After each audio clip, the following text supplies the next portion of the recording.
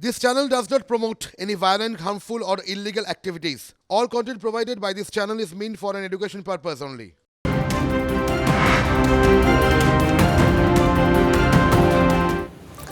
পরে খবরে আসছি। গ্রাম পঞ্চায়েতের ব্যাংক অ্যাকাউন্ট থেকে ধাপে ধাপে 16 লক্ষ টাকা অনলাইন ট্রান্সফারের অভিযোগ উঠেছে প্রাক্তন প্রধানের ব্যক্তিগত অ্যাকাউন্টে। পরে সেখান থেকে একাধিক অন্য অ্যাকাউন্টে সেই টাকা ট্রান্সফারও করা হয় এমনও অভিযোগ। পশ্চিম মেদিনীপুরের ঘটনা, সেখানকার দাসপুর 2 নম্বর ব্লকের রানীচক গ্রাম পঞ্চায়েতে এই ঘটনা ঘটেছে। অভিযোগের তদন্তে বিডিও, পুলিশ এবং ব্যাংক কর্তৃপক্ষ। আপডেট করতে আসছি ওন ফান্ডের, জানলাম ওন ফান্ডের টাকা জিরো। তারপরে আমরা ব্যাংক ম্যানেজারকে সঙ্গে সঙ্গে ফোন করি, যথারীতি ফোন করে ব্যাংক ম্যানেজার নাম্বার চাই। নাম্বার দেখে আমি এবং আমার সেক্রেটারি মহাশয় দুজনে ব্যাংকে আসি অন্যান্য অ্যাকাউন্ট নিয়ে। তো সব অ্যাকাউন্ট চেক করার পর 15-এর এবং ওন ফান্ডের দুটো অ্যাকাউন্টই জিরো। মানে উনি মোবাইল ট্রান্সফারের মাধ্যমে ব্যাংক থেকে, ব্যাংকের গোলযোগেই সম্ভবত আমরা মনে করছি যে ব্যাংকের গোলযোগেই মোবাইল ট্রান্সফারের মাধ্যমে টাকাগুলিকে সরানো হয়েছে ধাপে ধাপে। রীতা সামন্ত ওনার অ্যাকাউন্টে মোবাইল ট্রান্সফারের মাধ্যমে স্টেটমেন্টে যা দেখলাম, মোবাইল ট্রান্সফারের মাধ্যমে 15,81,000 টাকা ওনার অ্যাকাউন্টে ক্রেডিট হয়েছে।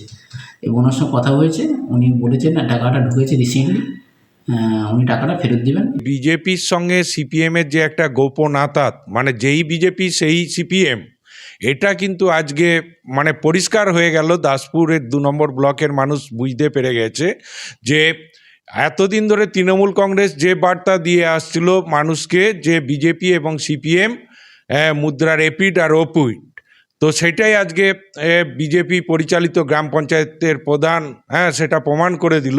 জেনে রাখুন যে অর্থনৈতিক প্রশ্নে অস্বচ্ছতা, নানান বিষয়ের অসঙ্গতির কারণে ওনাকেও আমরা, ওই ভদ্রমহিলাকেও আমরা 2018 সালে পার্টি থেকে তাড়িয়ে দিয়েছিলাম।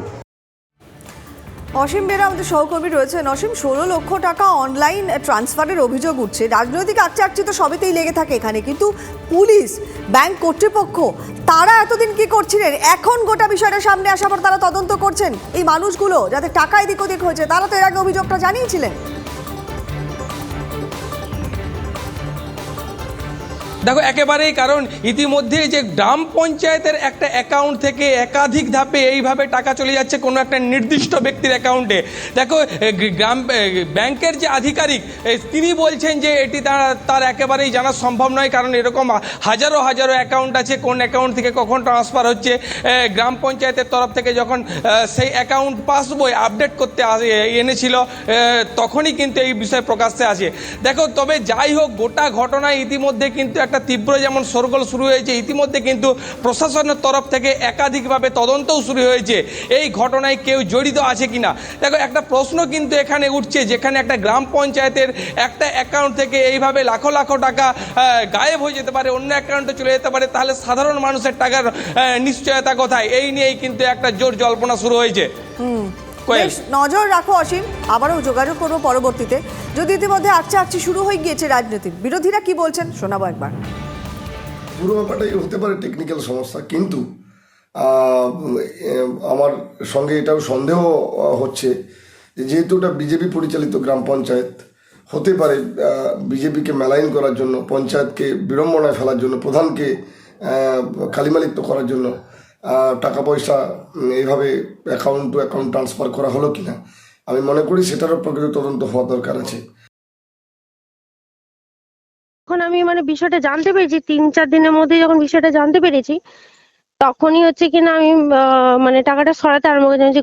নালে ওই টাকাটা যদি অন্য কোথাও দিয়ে চলে যায়, তখন হচ্ছে কিনা আমি ফেরত দেবো কোথা থেকে। ওই জন্য হচ্ছে কিনা ওই বিরোধী মেম্বারের কাছ থেকে প্রধান সাহেবের নাম্বারটা নিয়ে প্রধান সাহেবের সাথে প্রথমে যোগাযোগটা করি। যদি মনে হয় যে আমার এর মধ্যে বিন্দুমাত্র আমি এটা করেছি, আমি তো তদন্ত, আমি তো নিজেই ব্যাপারটা জানতে পেরে আমি তো নিজে ছুটে গেছি ওনাদের কাছে। আর আমি কেন আজ আমার পঞ্চায়েত, আমি যখন পঞ্চায়েতে ছিলাম সেই সময় থেকে তারপরে আবার 2টো বডি চলে এসেছে, তখন কিছু হলো না, এখন এসে এরকমটা হলো, সেটাই তো অবাক হয়ে যাচ্ছি সবাই মিলে। কুলতলিতে নির্বিচারে ম্যানগ্রোভ ধ্বংসের অভিযোগ। অবাধে অবৈধভাবে তৈরি হচ্ছে সেখানে বসতি, গড়ে উঠছে মাছের ভেড়ি। পুলিশ, বন দপ্তরকে জানানো হয়েছে, কিন্তু এখনো পর্যন্ত কাজের কাজ হচ্ছে কোথায়? সুন্দরবনকে বাঁচাতে ম্যানগ্রোভ রক্ষা ও নতুন করে ম্যানগ্রোভ রোপণের বার্তা দিয়েছেন মুখ্যমন্ত্রী মমতা বন্দ্যোপাধ্যায়, কিন্তু কাজের কাজ হচ্ছে কই? দিনের আলোতে অবাধে কাটা হচ্ছে ম্যানগ্রোভ। ইতিমধ্যেই বিঘার পর বিঘা নদীর চর দখল হয়ে গিয়েছে। ম্যানগ্রোভ কেটে মাছের ভেরি তৈরি করা হচ্ছে বলে অভিযোগ। বাসিন্দাদের অভিযোগ, বন দপ্তরকে ভিডিও করে ছবি পাঠানো হলেও কোনো ব্যবস্থা নেয়নি। অভিযোগ পেয়ে চুপ্পিঝাড়া গ্রাম পঞ্চায়েতে পুলিশ পৌঁছে কাটা ম্যানগ্রোভ বাজেয়াপ্ত করে। একজনকে গ্রেপ্তার করা হয়। ক্ষতি ওই গাছের ক্ষতি হচ্ছে, পোঁতা করছে চর কেটে, বাধা দিতে গেলে আমাদের কথা নেয় না। গ্রামের প্রত্যেকটা মানুষ কম বেশি গাছ ফাছ কেটে যাবে বা ওই সরু সরু গাছ মোটানো হয়। অতীতেও ম্যানগ্রোভ কাটা নিয়ে থানায় অভিযোগ হয়েছিল, তবে তাতে কাজের কাজ কিছুই হয়নি। এবার আদৌ ব্যবস্থা নেওয়া হবে কিনা সেই প্রশ্ন উঠছে। অভিজ্ঞান নস্করের রিপোর্ট, TV9 বাংলা।